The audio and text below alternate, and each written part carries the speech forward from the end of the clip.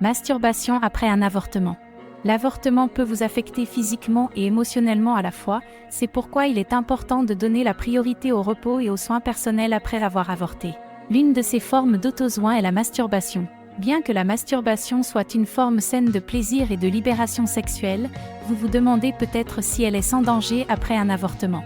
La masturbation après un avortement est-elle acceptable? Après avoir eu un avortement, vous vous demandez peut-être s'il est possible de reprendre à nouveau les relations sexuelles ou la masturbation. Ces interrogations sont tout à fait normales et nous sommes là pour y répondre.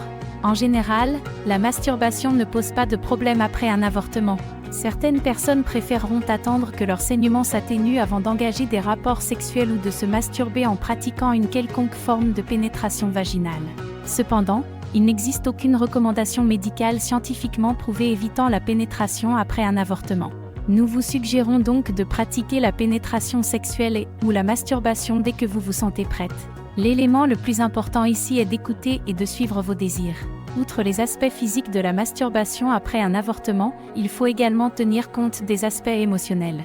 Chaque personne réagit différemment à l'avortement, mais veillez toujours à donner la priorité à votre santé mentale et à votre bien-être. La masturbation peut être une forme d'autosoin et favoriser une santé mentale positive pour certaines, tandis que d'autres pourraient ne pas se sentir prêtes tout de suite. Quoi qu'il en soit, vous pouvez vous masturber à nouveau, dès que vous vous sentez prête. Y a-t-il des avantages à se masturber après un avortement? La masturbation est parfois considérée comme un sujet tabou, bien qu'il s'agisse d'une forme naturelle d'autosoin et d'exploration de soi. La masturbation vous permet d'explorer votre corps, d'éprouver du plaisir et d'acquérir une meilleure compréhension de vos préférences et désirs sexuels. De plus, elle peut apporter un large éventail de bienfaits physiques, émotionnels, psychologiques et même des bienfaits dans le contexte des avortements. Ces avantages sont décrits ci-dessous. La libération d'ocytocine. La masturbation peut favoriser la production d'ocytocine, une hormone associée à l'amour, au plaisir et aux sensations agréables.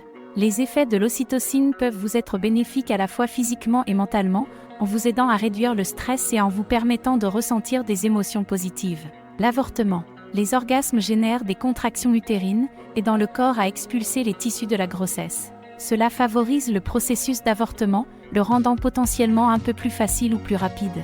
Les problèmes de règles.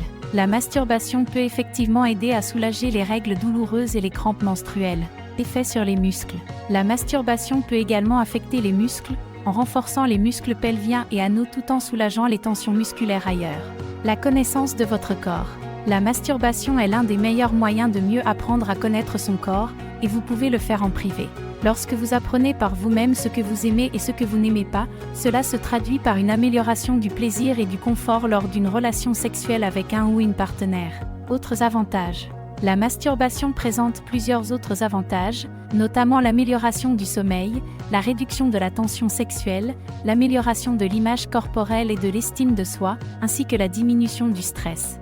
En conclusion, la masturbation est un excellent moyen de soutenir votre parcours d'avortement et d'améliorer votre santé et votre bien-être en général. La masturbation est une décision personnelle.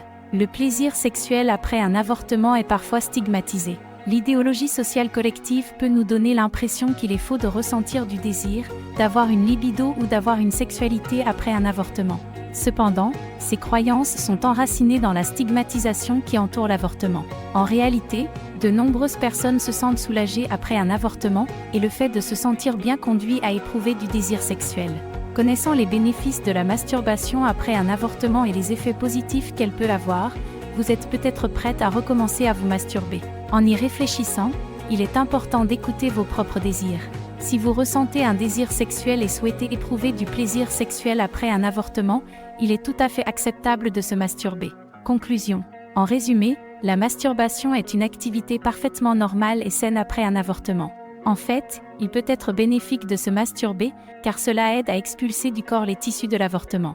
Par ailleurs, il existe un large éventail d'avantages physiques, mentaux et émotionnels qui peuvent vous aider à améliorer votre bien-être en général. Toutefois, le plus important est d'écouter vos propres désirs et de ne vous masturber que lorsque vous vous sentez prête. Si vous avez des questions sur l'avortement ou si vous souhaitez une consultation gratuite, contactez-nous à safdechooz.org.